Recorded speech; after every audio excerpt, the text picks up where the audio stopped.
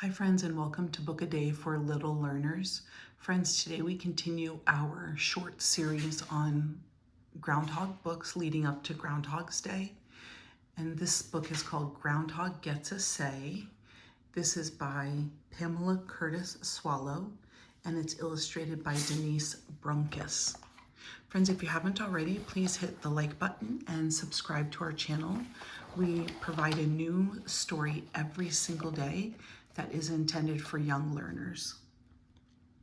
It's time. There's his nose. Here he is. Will he see his shadow?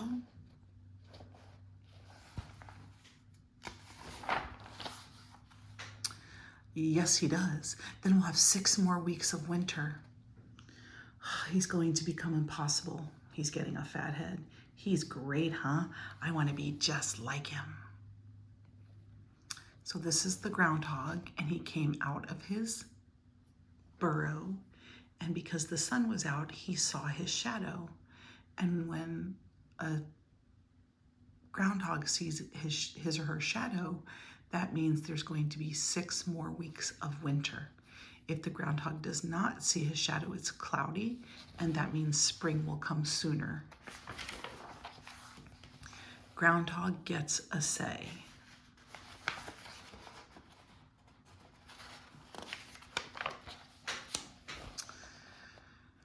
I don't get it. Where is everybody? Yesterday I was big news, a star, king of the mound. Everyone wanted my weather report. Today, nothing. This happens every year. My holiday ought to last longer than a day. I don't just do weather. Groundhogs deserve better. A week maybe. No, make that a month. February should be Groundhog Appreciation Month. He's already the only animal with a national holiday, unless you count the turkey. But look where the guy ends up at the end of the day. Shh, this is important.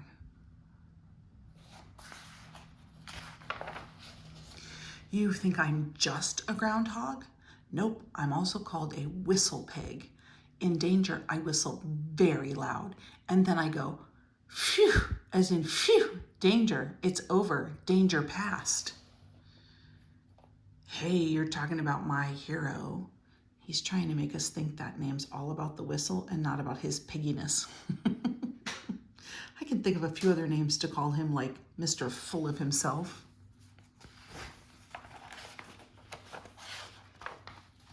I would agree, Groundhog seems very full of himself.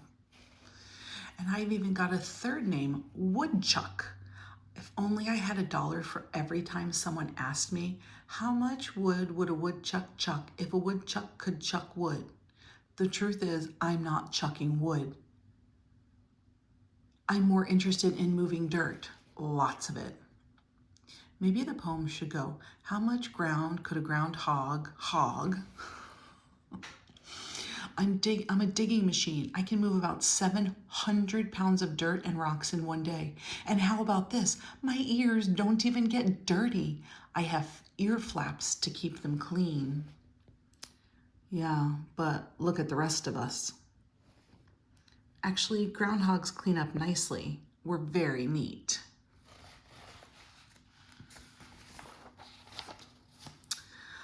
I don't dig any old which way. First, I go down a few feet and then up a foot and then down again. That hump is my flood bump. It keeps the burrow from getting soaked in a storm. See, groundhogs are always thinking. My burrow's popular. Neighbors scoot in to avoid danger, but can't wait to move in some can't wait to move in when I move out.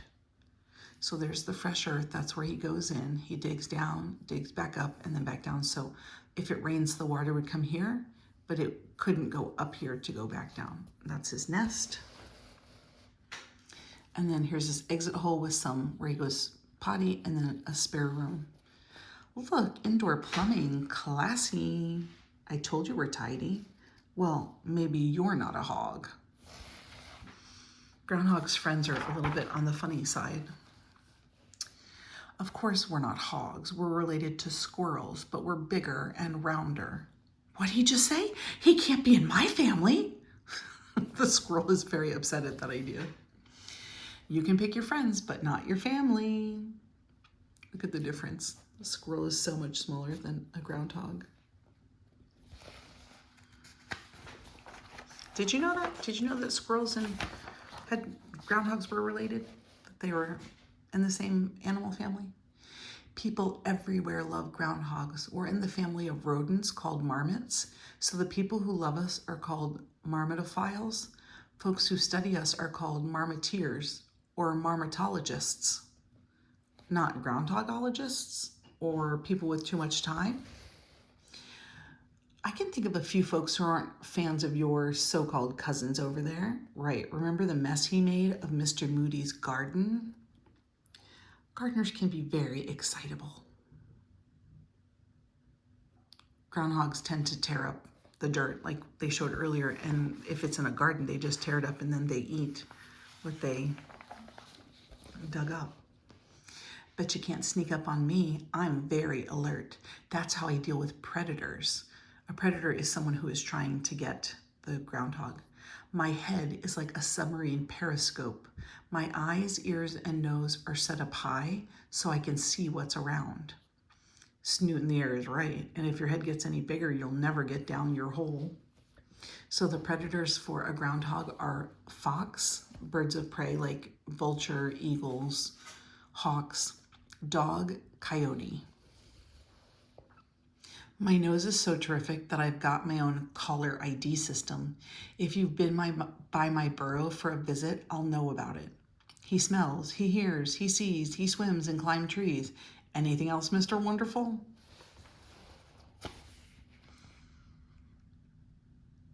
I think the groundhog feels really good about himself. I think he knows what he's good at. Yes, I can live in all kinds of places, fields, woods, thickets, rocky areas, or under sheds and porches. I'm not fussy. So he can live in fields, woods, rocky areas, thickets, and under sheds. I did not know they lived under sheds. Same is true for eating. Not picky there either. I'll eat grass, dandelion greens, clover, grains, bark, insects, fruits, veggies. Yakety yak yak, my ears are tired. You must spend as much time chewing as talking. I like learning new information. I like learning about the woodchuck. What about you? Do you like learning more facts about the woodchucks? Speaking of eating, my chompers aren't just for chewing. My fabulous teeth even help dig my burrow. They're strong enough to gnaw through roots and move rocks, and I can chatter my teeth so loudly that my enemies turn and flee. That means he can put his teeth together so loudly and so quickly that the animals flee, meaning they run away, like that's a fox running away. Can you do that? Didn't think so. So, well, I can do that and more. I love how this one is taking notes. I have special teeth that keep growing. Gnawing keeps them just the right length. Too long, like that beak of yours, wouldn't be good. Ooh, he's saying not nice things to the crow. Hey, we squirrels have those kind of teeth too. Maybe we really are related, but how do you keep your teeth short during that long snooze? Because remember, a groundhog is asleep from the middle of October until February 2nd. Hibernating, not snoozing, it's not the same as snoozing. There's more to it. Before the weather gets cold, we snack like mad and cover our bodies with fat. You mean pig out, whistle pig out. Shh, I want to hear about the teeth. I'm getting to that. When I'm ready to hibernate, I go down into my burrow and seal myself into a lower chamber so that no one will disturb me. In my hibernation slumber, I barely breathe, only about once every 6 minutes, and my heart beats only once every 4 or 5 minutes. Everything slows way down. My teeth even stop growing. Ooh, that's amazing. It must be very dark and stuffy in there. And don't you get hungry? What do you think, friends? Do you think the groundhog gets hungry? I'm going to guess no, because all the other things in his body aren't taking up as much energy. Nope, my amazing body isn't doing anything except getting thinner. I'm barely even aging. Oh, I like that. I'm tired of being called an old crow. So you wake up just to give us the weather report? Well, yes, but when the days are warmer, I also feel the need for a snack and a date with a mate. When I find a mate I like, we chuckle and chatter at each other, and we touch noses and rub cheeks. Oh, that's sweet. Very cute. Ugh, disgusting. They had different responses to that, didn't they? Two of them thought that was sweet, and one of them was like, yuck, that's gross. It's not only cute. I'm not only cute, I'm helpful. Scientists are trying to figure out if people could hibernate as groundhogs do. They study us to learn more about body rhythms and cycles of animals, including people. Maybe one day folks will climb aboard a space vehicle, hibernate, and wake up on Mars. Wow, that would be something. I'd sign up for one of those trips. I hope there's food on Mars.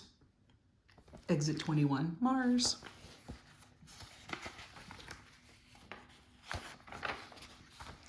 Okay, cousin, I admit, you're pretty cool. Yeah, you've got a few talents. You're the hog. Operation Groundhog will start immediately. The world will know the hog truth. Do you think he'll tell everybody? I think so. I think he was listening very well. And so this says bookshop back here, and it says Groundhog Appreciation Month. And so it's this book, Groundhog Gets a Say. Look at all the people lined up with books. So he wrote a book, and so he would be the author, and all of these people are having him sign a copy of it. That's called an author's autograph. And there they are. And look, then they have the groundhog signing it too. Friends, I hope, the groundhog says, I'm more than a shadow. Friends, I hope you enjoyed that reading of Groundhog Gets a Say.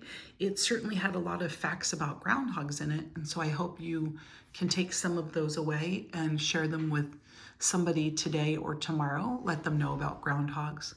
Tomorrow I will be sharing another groundhog story, and so I hope you join me for that story. I'll see you then, friends.